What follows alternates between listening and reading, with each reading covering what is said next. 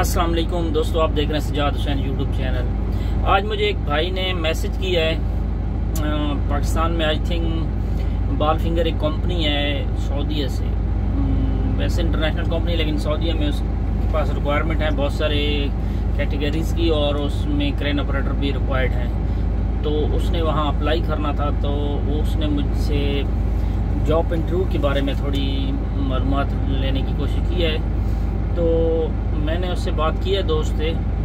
तो मैंने ऑलरेडी एक वीडियो बनाई हुई है क्रेन ऑपरेटर के जॉब के इंटरव्यू के लिए, लेकिन क्योंकि उसने फिर सवाल किया है कि उस जो क्रेन है, जो कंपनी है, उसका जो प्रोजेक्ट्स हैं, जो फील्ड है उसकी ऑयल एंड गैस है। तो ऑयल एंड गैस की उसकी फील्ड है। तो उसका ये कहना था कि आप मुझे बताएं कि ऐसे कौन से क्वेश्चंस हैं जो मुझसे वहाँ पूछे जा सकते हैं कि उस हिसाब से मैं अपना प्रिपेयर करके जाऊँ माइंड को।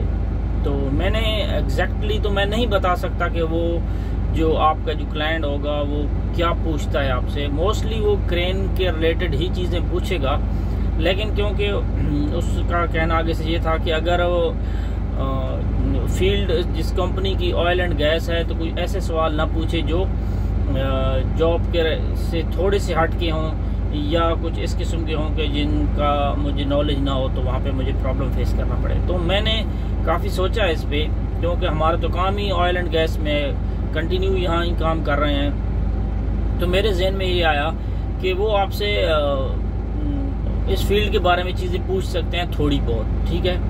और अगर वो पूछे तो आप उनको बता सकते हैं। और दूसरा एक और बात, जो यहाँ पे लोग ऑयल एंड गैस फील्ड में काम करते हैं, तो किसी भी प्लांट में काम करने से पहले वहाँ पे सेफ्टी ओरिएंटेशन होती है। तो वो जो भी रूल एंड रेगुलेशन उस प्लांट के स्पेसिफिक होते हैं, उन पर आपको पूरी गाइडेंस दी जाती है, पूरी जानकारी दी जाती है, आपको बताया जाता है, ठीक है। लेकिन कुछ चीज़ें जर्नल होती हैं जो सब प्लांट्स में कॉमन्स होती हैं, ठीक है।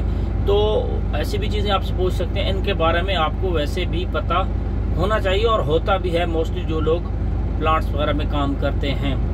क्रेन के बारे में जो चीज़ें हैं वो तो चलो आपको पता, मैंने पहले भी इंटरव्यू में बताया कि लोड चार्ट के बारे में पूछ सकता है, लोड डायग्राम के बारे में पूछ सकता है, क्रेन के लेवल के बारे में पूछ सकता है, क्रेन की चेकलिस्ट के बारे में पूछ सकता है, आपको कुछ रेंडम सा रेडियस दे सकता है जिसमें से वो बूम लेंथ और रेडियस दे के बोलेगा कि इसमें कैपेसिटी कितनी आ रही है। काउंटर वेट के बारे में पूछ सकता है कि आपके क्रेन आरटी है या ट्रक माउंटेड है। एक और बात, आरटी क्रेन जो रोल्टरेंट क्रेन होती है वो 4 टायर वाली जिसे हम कहते हैं सिंगल केबन होता है, आरटी क्रेन उसे कहते हैं। वो आरटी क्रेन है। जो एटी क्रेन ऑल्टर्न क्रेन जो होती है वो ये ट्रक माउंटेड क्रेन होती है, तो उसके डबल केबन होते हैं। तो ये दो क्रेनों की कैटेगरीज हैं। मोबाइल क्रेन की मोस्टली मैं बात कर रहा हूँ क्योंकि मोबाइल क्रेन की रिक्वायरमेंट है, तो उसी के हिसाब से बात कर रहा हूँ, क्रॉलर की बात नहीं कर रहा। और आपको चेकलिस्ट के बारे में पूछ सकते हैं, उसके बारे तो चेकलिस्ट में क्या क्या चीज़ें चेक करनी चाहिए वो आप उनको बता सकते हैं। कुछ ना कुछ आपको कंफ्यूज करने के लिए भी चीज़ें पूछ सकते हैं, और आपने क्या की चीज़ कैसे चेक करनी है। कुछ चीज़ें ऐसी होती हैं चेकलिस्ट में जो आपको स्टार्ट करने से पहले चेक करनी पड़ती हैं, कुछ चीज़ें ऐसी होती हैं जो क्रेन स्टार्ट करने के बाद चेक करनी पड़ती हैं। और इसी तरह आपकी कंप्यूटर की कॉन्फ़िगरेशन है, इसके बारे में थोड़ी बहुत मालूमात आपसे वो ले सकते हैं। और आपसे क्रेन पूछ सकते हैं कि आपने पहले कौन सी क्रेनें चलाई हैं, टडानो चलाई हैं, टेरेक्स चलाई हैं, लेबर चलाई है, ग्रो चलाई है क्या। अगर वो आपने जो चलाई होगी उसके बारे में आप उसको बता सकते हैं, और आप ये चीज़ें जहन में रख के जाएँ। विंड स्पीड के बारे में पूछ सकते हैं आपको कि विंड स्पीड अगर कितनी हो, तो आप आराम के रूल के हिसाब से बात करेंगे तो जहाँ 32 किलोमीटर पर आवर है, और जनरली भी मोस्टली सऊदी में यही चलती है, और प्लांट्स में भी यही चलती है। अगर मेन बास्केट यूज़ करना है तो वो 20 किलोमीटर पर आवर है, और इस तरह आप उनको ये चीज़ें बता सकते हैं। और इसके अलावा वो आपसे क्या पूछ सकते हैं, क्रेन हैंड ओवर के बारे में पूछ सकते हैं। मोस्टली डे नाइट शिफ्टें होती हैं, जैसे अभी मैं कर रहा हूँ, तो आपने क्रेन ऑपरेटर दूसरे से हैंड ओवर कैसे करनी है, क्योंकि वो दोस्त बोल रहा था शायद रिग का काम भी ये कंपनी करती है। तो अगर रिग का काम करती है मुझे नहीं पता, अगर करती है तो रिग में 24 आवर ड्यूटी होती है और 12 आवर की शिफ्ट्स होती हैं। तो उसमें यह है कि आपको क्रेन जब हैंड ओवर करनी होती है तो प्रॉपर हैंड ओवर होता है। आपका जो पहला ऑपरेटर काम कर रहा है वो पूरी आपको डिटेल दे के जाएगा कि क्या काम हो रहा है, क्या चीज़ हो रही है, क्या सिचुएशन है, क्रेन की कंडीशन कैसी है, तमाम डिटेल दी जाती है। उसके लिए आपको प्रॉपर 15 से 20 मिनट आपको मिलते हैं वहाँ साइड पे कि आप अपना हैंड ओवर कर लें चीज़ें, और वो प्रॉपर हैंड ओवर होके वो आपको बता देता है। और ये डॉक्यूमेंटेशन नहीं होती है कि वो डेली बेसिस पे होता है, तो वो आपको बस आपसे मिल के 10 से 15 मिनट में आपको चीज़ें बता देता है और आप वो चेंज कर लेते हैं। वो शिफ्ट से चला जाता है, आप वहाँ से आगे कंटिन्यू करते हैं। उसके अलावा आपको क्रेन लेवल कैसे करनी है, ग्राउंड के बारे में पूछा जा सकता है। ग्राउंड अगर ख़राब है तो वहाँ आप क्या करेंगे। मोस्टली आपने बैक फिलिंग करनी है, ग्राउंड ठीक होना चाहिए। अगर एक्सीवेशन नज़दीक है, खड्डा नज़दीक है, तो उससे आपका फासला होना चाहिए।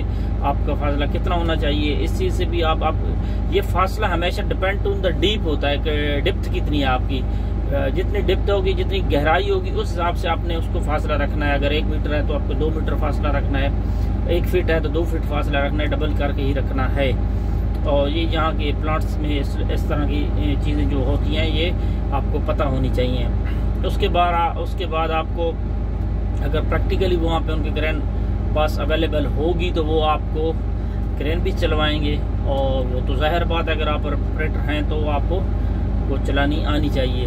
और अगर आपका एक्सपीरियंस गल्फ का है और किसी प्लांट में आपने काम ऑलरेडी किया हुआ है और उसका नाम लेते हैं कि मैंने फलां प्लांट में काम किया है, तो हो सकता है वह स्पेसिफिक उस प्लांट के बारे में आपसे कुछ चीज़ें जनरली पूछ लें कि क्या वो क्लैरिफाई करने के लिए कि वाकया ये झूठ बोल रहा है या सच बोल रहा है, क्या उसने यहाँ वहाँ काम किया है या नहीं किया। क्योंकि गल्फ के आपने काम अगर किया है और किसी प्लांट का नाम लेंगे तो जो प्रोजेक्ट के लाइफ के लोग होते हैं उनको एक से दूसरे प्लांट में अक्सर पता होता है चीज़ों का कि वहाँ प्लांट वहाँ बना, कब बना, वहाँ पे क्या कंपनी, किस कंपनी ने काम किया। ये चीज़ें वो इंटरव्यू में अक्सर पूछी जा सकती हैं। जब क्योंकि हमारे साथ फेस हुआ है कि हम इंटरव्यू पे जाते हैं तो वहाँ पे हम कहते थे मैंने फलां प्लांट या फलां प्रोजेक्ट में मैंने काम किया है। अच्छा, तुमने वहाँ काम किया है, वहाँ पे कौन सी कंपनी थी?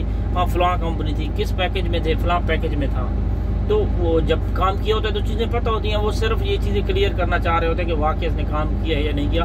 आप वहाँ सच ही बोलना है। अगर आपने किया है तो बताना है, अगर नहीं किया तो वो भी आपने वही बताना है। और अगर पाकिस्तान में किसी गैस एंड फील्ड का कोई एक्सपीरियंस है तो फिर आपने वहाँ का बता देना है। और वहाँ के बारे में अगर वो आपसे पूछेंगे तो आपको पता ही होगा, आपने किया होगा तो आप चीज़ें बता देंगे। आप प्लांट में इमरजेंसी के बारे में अगर पूछें तो ये क्रेन से हट के हो जाती हैं चीज़ें, लेकिन आपको जैसे मैंने बताया सेफ्टी मीटिंग होती है उसमें चीज़ें बता देते हैं कि अगर इमरजेंसी सिचुएशन में आपने क्या करना है। मोस्टली क्रेन ऑपरेटर्स का सबसे बड़ा ये होता है कि क्रेन एक्सटेंडेड होती है, काम होती है, आपने क्रेन को प्रॉपर बंद करके जाना है। आप हैंग नहीं छोड़ के जाना। अगर लोड आपने उठा रहे हैं या तो जहाँ जिस रास्ते में है तो आपने बीच हुक को डाउन करके लोड को नीचे रख देना है और फिर क्रेन को ऑफ करके चले जाना है। बूम बेशक मत क्लोज करें इमरजेंसी सिचुएशन में। और assembly point near in the आपका वर्क प्लेस होता है, वहाँ पे आपने असेंबली पॉइंट में सबने जमा हो जाना है इमरजेंसी सिचुएशन में।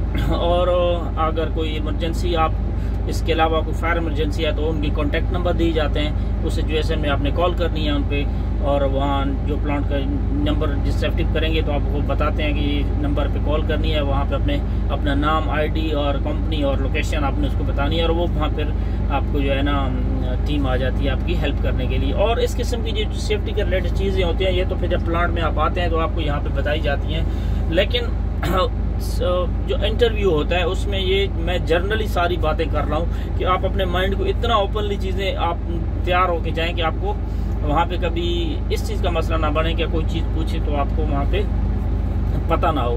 तो और क्रेन के बारे में ज़्यादा सवाल होते हैं क्रेन ऑपरेटर से, और आप कोशिश करें कि अपनी क्रेन की चीज़ों को भी सारी अच्छी तरह प्रिपेयर करके जाएं कि आपको कोई भी अगर सवाल क्रेन के रिलेटेड पूछे तो आपको पता होना चाहिए। क्योंकि मैं जब बात करता हूँ तो मेरे सामने जब जो बात आती है तो फ़ौरन ही वो चीज़ मेरे जहन में आ जाती है, फिर उसके हिसाब से मैं आगे बता देता हूँ। लेकिन ऐसे जिस तरह उस दोस्त ने मुझसे पूछा है तो उसने कहा है कि कौन से सवाल पूछे जा सकते हैं, तो मैं फिर रैंडमली चीज़ें ऐसी करके बता रहा हूँ कि जो मेरे जहन में आ रहा है मैं उस पर बात कर रहा हूँ। लेकिन अगर आपको कोई चीज़ आप इंटरव्यू के लिए जा रहे हैं और आपको किसी चीज़ पे डाउट हो रहा है कि वो चीज़ आपको नहीं पता, तो फिर आप वो हमसे पूछ सकते हैं। एक अक्सर टिटानो के लोड चार्ट में एक लाइन होती है, उसमें उसके बारे में अक्सर पूछ लेते हैं कि ये लाइन किस चीज़ की है। तो वो एक लाइन उन्होंने दी होती है, उसके आप ऊपर काम करेंगे तो आप वो एक स्टेबिलिटी लाइन होती है। समझ लो कि अगर आप उसके ऊपर काम कर रहे हैं तो ओवरलोडिंग में आपका कुछ चीज़ ब्रोकन हो सकती है, कुछ चीज़ टूट सकती है। लेकिन अगर बिलो द लाइन आप बात